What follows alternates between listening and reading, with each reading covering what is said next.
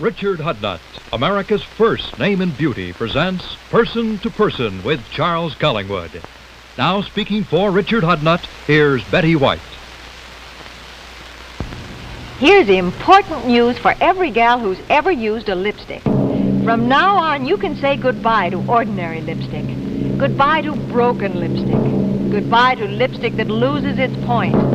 And say hello to fabulous new Lip Quick. Lip Quick, the world's first roll-on lipstick. The first new form of lipstick in 40 years. It rolls on fluid color automatically. Watch. Lip Quick's color flows on smoothly, outlines lips cleanly, always has a perfect point.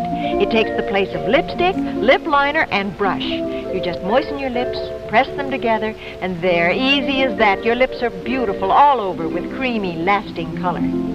This Lip Quick is so great, your store may be out of it, but they'll be getting more soon. Lip Quick in 8 exciting shades. Lip Quick, a new fashion in beauty by Richard Hudnut. And now let's get back to Charles Collingwood. Jack Webb may well be the best-known fictional detective since Sherlock Holmes. For 7 years now, Webb, as Sergeant Joe Friday, more recently Lieutenant Friday, has been the star of the television series Dragnet, which he conceived. Jack Webb has also distinguished himself as a director and producer of full-length feature films through the Mark VII production company, which he heads. Jack was born in Santa Monica 39 years ago, grew up in Los Angeles, broke into this business as a radio announcer. He's married to the former Jackie Lockery, who was Miss United States in 1952. This is the Republic Motion Picture Lot in the San Fernando Valley. It's also the home of Mr. and Mrs. Jack Webb. They live in an apartment in the building that houses Jack's company. Hello, Jackie. Hello there, Charles. Hello, Jack. Hello, Charles. Is that fire escape real, or is that part of somebody's movie scenery? Well, I'm afraid it's real. It's a lot like the one I had back in Brooklyn. Of course, I didn't expect to find one out here. Jack, is this really a permanent voting residence home, or do you just live here when you're making films? No, I'm afraid we live here all year round, Charlie, and we like it very much. Well, Jackie, I don't see any lawn out there. And this is California. You probably don't have a swimming pool. Do you like living on a motion picture lot? Charles, I love it. Actually, we have a very unusual backyard. We have a New England street, and we have a residential area, and even a western street. The only problem there is they take the horses away on weekends. Well, Charlie, we'd like to show you the rest of the place. I'd like to see it. We'll play musical stairs here for a minute while we go up. That sounds like a working fire escape. It's pretty exciting to be able to look out of your kitchen window and see motion picture and television stars going to work every day. Well, Charlie, we'll bring you through our family entrance here, if you don't mind. That's our small kitchen area, and this is our living room here. Oh, say, that's a beautiful room. That's certainly no Hollywood set. It's quite a contrast to the bleak exterior with the wall and the fire escape. Well, thank you very much. We built this building originally, Charles, to house our production facilities here, and I thought as long as they were about it, they might as well throw in a small apartment. And I'm afraid that, like so many other things that start out small, this just seemed to grow. Well, it looks wonderful. Jack, why do you live on the lot? Don't you have a yen to get a long way away from the business at the end of a hard day? Well, yes, I do, Charles, but I don't know. Living here has been so convenient for me, and then, you know, I'm afraid it's no secret that I've put in a great many long hours, particularly in the early days of my television attempt. I used to spend from 12 to 18 hours a day, and now I've managed to cut it down to a very modest 10 to 12-hour day. That's still a long day, Jack. What drives you to drive yourself into such long hours? Why do you work so hard? Well, Charlie, I like to think that it's nothing more, actually, than the normal ambition that most people have. However, in my case, I've always been terribly interested in what everybody else does. I'm afraid I'm a little bit nosy. For instance, I always wanted to know what a job it was to thread up a camera. And I always wanted to know what lenses were used to achieve certain shots. And I'm afraid that this goes back to my childhood. I used to go to the library quite a bit and read, and I've always had that insatiable curiosity to know what makes things tick. I'm sure a lot of youngsters growing up have felt that way, and so consequently I've spent probably more after school work maybe on the sound stages and around the technical paraphernalia of this business of making pictures. And so I guess that accounts for this long day that I put in as a rule. Well, it's a complicated business, and maybe all that shows in the product, too. Well, thank you. Jack, with all those 12 to 18-hour work days, what have you found out about what? Well, Charlie, I have found out that at the end of a day, you get awfully tired. There are a lot of people who aren't in the motion picture or television business who found out the same thing.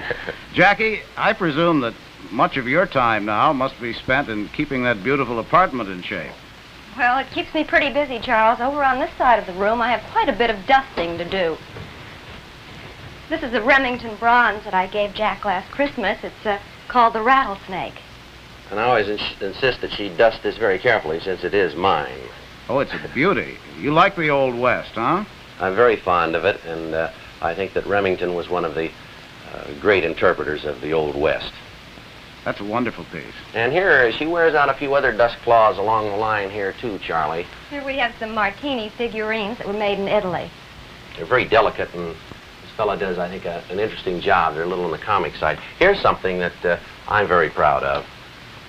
This, and I think I can use the word freely, is a one-of-a-kind item. This is the Steuben Tom Sawyer Cup. Now, this was on display in the British Museum, and Ben Alexander, my old partner, gave it to me, and I don't know whether he sold his house or just gave up all his life savings. I don't think he stole it, because he's a policeman, you know. Charles, I'd like to show you Jack's pride and joy. Of course, I'm not allowed to put a hand on it. What's that? He'll show you all about it. Well, what she's referring to, Charles, is this is not an atom smasher. This is my hi-fi system, and I'm afraid it looks more complicated than it actually is, but we enjoy playing it very much. Do you like music? Oh, I love it, and Jackie does, too. We like it loud. Do you ever get any complaints from the neighbors? Well, no, not really. Our closest neighbor is the guard at the gate, and we've converted him. He's a music lover, Charles. And speaking of Jackie's horses, I think we've spooked a few of them, as they say, or caused them to shy, I'm afraid, during the daytime hours. It's a wonderful instrument. Well, thank you. And I guess I've been kind of taking everything in stride here and showing you things that mean so much to me, but may we show you something that means a great deal to both of us. Going into our den now, Charles. This is our den, and it's of black wood, African mahogany. And, well, why don't you tell them about that window?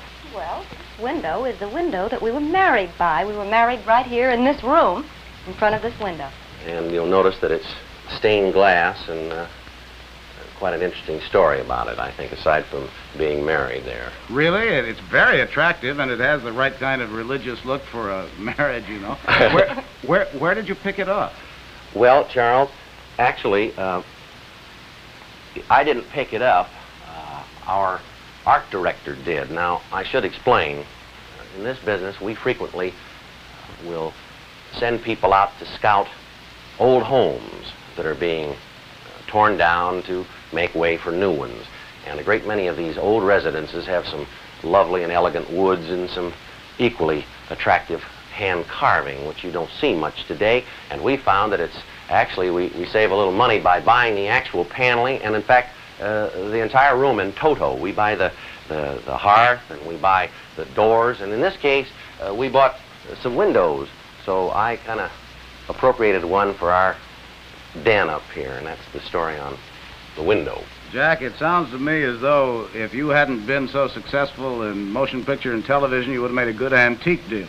Oh, I'm afraid not, Charlie. I wouldn't, I'm afraid, because I pay everything they ask. I don't even... I'd go broke. Jack, how did you become an actor? Was this a boyhood ambition of yours? No, actually it wasn't. As a youngster, Charlie, I spent most of my time in the neighborhood theater, that is the movie theater, and I used to see quite a few silent pictures, and I always had a great desire to be in the production side, much more so than in the acting end of things. And I think I've sort of fell into acting by accident. I've gone on record before, and I don't say this to appear overly modest, but I don't consider myself a great actor. I act by natural instinct, and so I just sort of stumbled into acting. I've been a very lucky man that the public's accepted me as they have. Well, they've accepted you for a long time, and now every morning, I suppose, you take your lunch box and you make the long trip down that fire escape on those echoing stairs to your work as an actor and as a writer, director, producer, huh? No, not quite, Charlie. Which way would you like to see how I go to work? The long way or the short way? Well, I don't know. We've got lots of time. Show me the long way. Oh, I'll do better. I'll show you both ways. This is our front door, that is to our apartment here. And this is the door to my office. I'm off.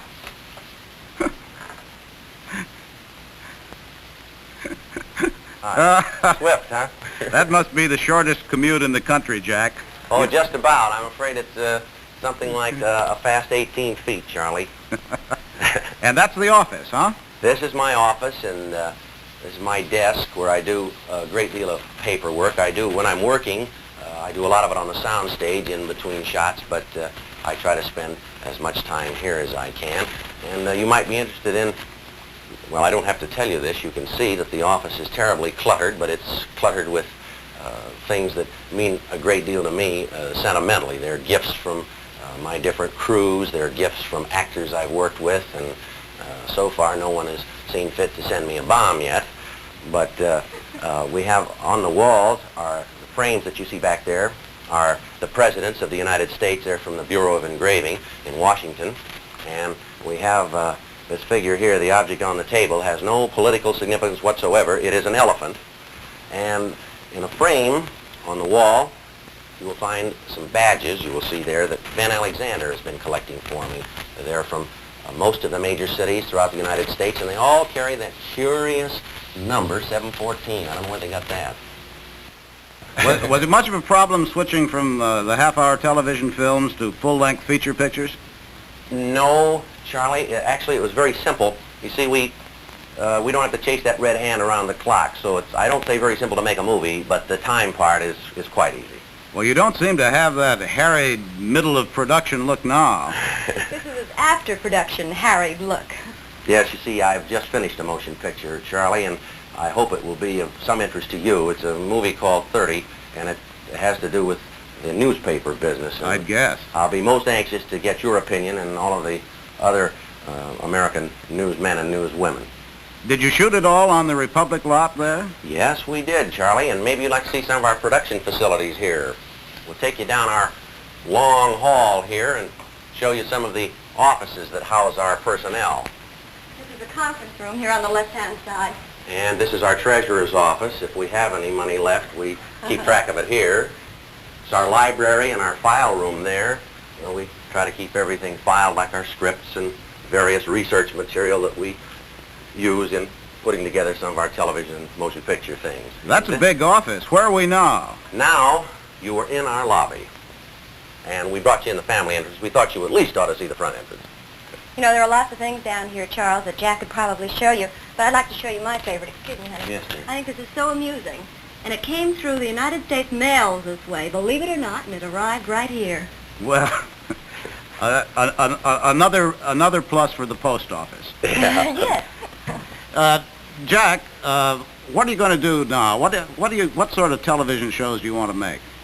Well, actually, Charles, I'm afraid I want to lean more in the direction of Dragnet to some degree, but perhaps more factual. I don't know if I've ever said this publicly before, but I hope that it's no secret that I'm very fond of the shows that are classified and fall into the so-called intellectual ghetto. And I think that those shows fill a crying need for television today. The information, we must inform people, and I think Dragnet in its own way may have done that to a small degree with the American police officer, but I like the shows that cover the world news-wise And I think that there's a desperate need for them. And that's what I would like to do someday if I'm good enough to fill the job. Well, there's some of us in the business who agree with you. Thanks for letting us come in. Good night, Jackie. Good night, Charles. Good night, Jack. Good night, Charlie. Thank you. In just a moment, we'll take you for a visit with Mr. and Mrs. Eugene List. But first, a word from our sponsor. Here's Betty White. Want to hear something wonderful? Listen. All smart girls say no, no, no, no shampooing, no mixing, no odors. That's right. With new Fashion Quick, there's no shampooing before or after waving, no mixing neutralizers, and no perm odor. Fashion Quick's exclusive lotion neutralizer has built-in shampoo. It actually washes as it waves. Just foam it through, rinse, keep it away from eyes, and it leaves your hair fresh with a beautiful, long-lasting curl. I know you'll love Fashion Quick. And now let's get back to Charles Collingwood. Pianist Eugene List has been winning concert honors both here and abroad for many years. He made his debut at the age of 10 with the Los Angeles Philharmonic. During World War II, young List, he was a GI then, won fame as the Potsdam pianist when he was summoned to play privately for Truman, Churchill, and Stalin at the Big Three conference there. He won standing toasts from Stalin, warm congratulations from Winston Churchill, and the lasting friendship of former President Truman. Now, only 41, in March he will celebrate his 25th anniversary as a concert pianist in Carnegie Hall. Eugene List was married in 1943 to violinist Carol Glenn, who has appeared in concerts with him on extensive tours in this country and throughout the world. For the past 12 years, Eugene and Carol List, and now their two daughters, have lived in that four-story brownstone house on the left on Manhattan's west side. Good evening, Carol. Good evening, Charles. Good evening, Jean. Good evening, Charles. May I introduce our two daughters? This is Allison. Good evening, Allison. Good evening. How old are you? 8. And this is Rachel. Good evening, Rachel. Good. How old is she, Jean? Rachel is 3. Well, with all the traveling that you and Carol have to do, this must be a comparatively rare gathering of the entire family. Yes, it is. We're away so much playing concerts and on tour, and it's a real joy to be home to spend a little time with the children. We always enjoy it so much. You know, Charles, excuse me, but when Gene is home, he's home more than most daddies because he's in the house practicing most of the day. Well, that's an advantage of having a pianist father. Incidentally, I was going to ask whether we broke in on a music lesson or if you rehearsed a List family musicale for us. We're having a little musical fun and a little musical play here. The girls have a favorite march. It's called the Children's March by Percy Granger, and just before they go to bed, we thought we'd run through it once. Girls, going to march? Yeah. Of course, you have to excuse my little violin. This is not the violin that you see in the portrait painted by the artist Dean Fawcett. That's a beautiful Guarneri del Gesù. This is the little violin I began to study violin on, and it amuses the girls to hear me play it. Ready, girls? Yeah. Here we go.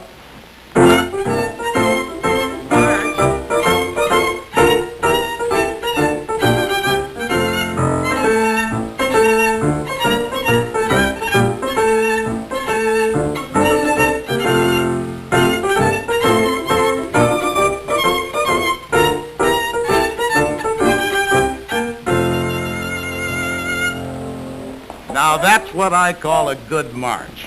Allison, are you going to be a musician, too? I don't know. Well, you'll make up your mind, won't you, Alice? How about you, Rachel? What are you going to be? I'm going to be a ballerina. You're going to be a ballerina? Yeah. Well, before you're a ballerina, you better think about going to bed and growing some strong bones.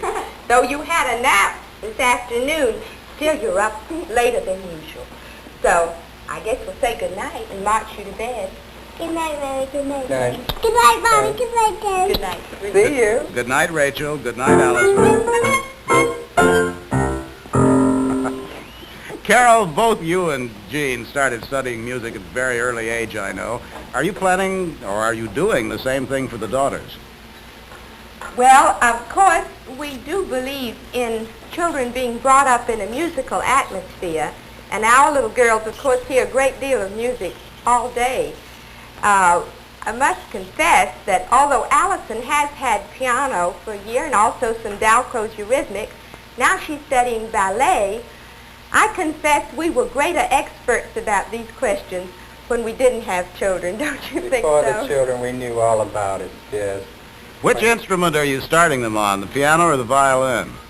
We started Allison on the piano, Charles, and of course Rachel is much too young to begin, but here's an instrument for those who are adventuresome in spirit and willing to try something novel. This is a tambura. This is an Indian instrument. And when we were over there touring in India, I wanted to get this instrument to bring home because it is a beautiful instrument, and it's also an instrument that all of us can play, or practically anyone can play. Not that it doesn't require skill, but it's an accompanying instrument and not a solo instrument. It's a drone instrument, so-called, and it's played throughout the Indian music. What does it sound like, Gene? Well, listen to this. Has kind of a buzzy sound. Yeah. How do you like that? I like it fine. Now, Okay. you must have got that in India. Are you a collector? Well, we collect things. I did get this in Bombay, as a matter of fact, carried it home in my arms and made a great hit doing this everywhere because it was such a novelty. But in music, we really haven't the time, nor have we the need for hobbies or collecting things because we're so busy with our own work, which falls into two very distinct categories. There is the gregarious part of the life, which means traveling around all different countries, meeting people and being with people constantly. And that's very delightful and entertaining and interesting and stimulating. But there's another part of the life, which means being at home, being alone with the instrument, and so the two are really so different and fill one's life completely. I can understand that. Two lives in one, isn't it? Very much so. And the children, I might say, three. Gene, one of the biggest thrills in your life must have been the Potsdam concert that you gave. Yes, it really was a big thrill. One of the moments that I will always remember. And I'd like to, well, here's a picture that I'm very fond of, which was taken at that time. This is a picture with former President Truman. I had the great pleasure at Potsdam of playing for the President and for Stalin and Churchill. And, Well, the Army treated you pretty well then, didn't they? the Army treated me very well. As you see in that picture, or as I was at the time a sergeant, and a good bit lighter, too. Many pounds lighter, I would say. But the Army really did treat me very well. I had one unusual incident at the beginning of my Army career. My first sergeant was named Scales. Always amused me because I'd practiced scales so much. And he said, Private List, we want to keep you close to your instrument. See all the pianos over there in the warehouse? Well, get over there and start moving them around. That was my initiation to Army life. But I do think the Army was better to me, Gene, because at least before you went overseas, they tied you down in one place long enough for me to have the chance to lead you to the altar. Well, that was a happy day. Tell me, do you two play only the violin and piano, or do you have other instruments too? Well, Charles, in moments of great weakness, we essay little efforts in other directions, and this is one of our wilder experiments. Oh, you mean you want me to show them our non-professional playing of this little East Pakistani violin? Yes, bring it out. I think that Charles would like to see that. And you want to play your flute, I suppose, that you got in Calcutta. Yes, just call me a virtuoso of the Calcuttian flute. I am not. Well, you practice. This is little clay violin, a little street violin, a one string violin, actually. And so we're going to play our piece now. We played it when we got home, remember? Oh, we were so happy after having traveled all through the Far East, India and Indonesia and all that. And finally we got home to Charleston, West Virginia. It was our first concert after traveling abroad. And we were so thrilled about being home, we whipped up this little encore to play at the very end of our concert. It took everyone aback, I must say. This is our sort of Pakistani-American version of Home Sweet Home. Now, just let me get my fingers set here. Got it? I hope so.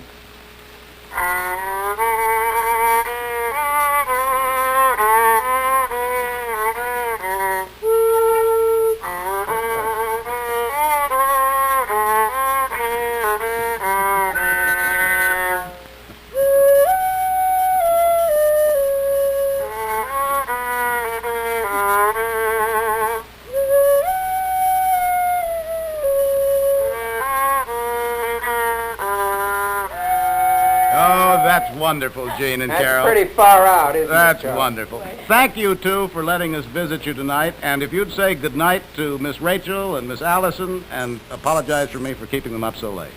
Well, thank you very much, and good night, Charles. Good night. Good night, Charles. I'll be back in a moment to tell you about next week's guest right after a word from our alternate sponsor. We hope you're all feeling fine this evening. But if we were to turn this television camera around and visit you tonight, would we perhaps see something like this? Would we find you feeling so tired and run down after the day's work that you have almost no energy left? Now, if you often feel like this man, remember your weak, worn-out feeling may be due to what doctors call iron deficiency anemia, or as we call it more simply, tired blood. To feel stronger fast, take Geritol, the high-potency, iron-rich tonic that begins to strengthen tired blood in just 24 hours. Just 2 tablespoons of Geritol liquid or 2 Geritol tablets contain twice the iron in a pound of calf's liver.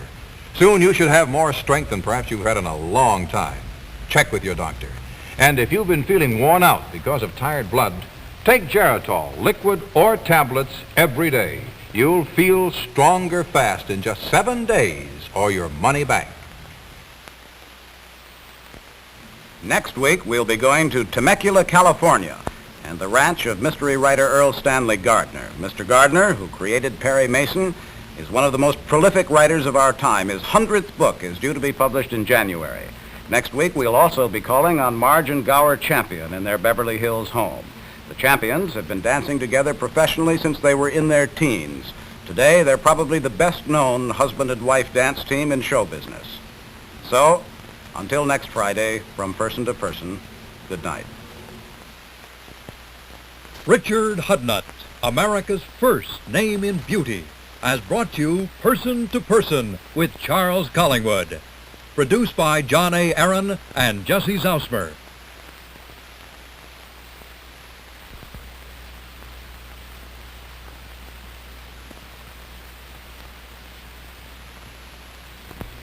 Girls, if you were born blonde, but your hair has gradually darkened, here is something just for you. Richard Hudnut, Light and Bright. Light and Bright is so easy to use. Each simple application makes your hair a little lighter, a little brighter. You stop when your hair is as blonde as you like. It's fun and it's easy to be blonde again. So be as blonde as you were born to be. Light and Bright by Richard Hudnut. Miss White's gown by Rudolph, fur by Frederica.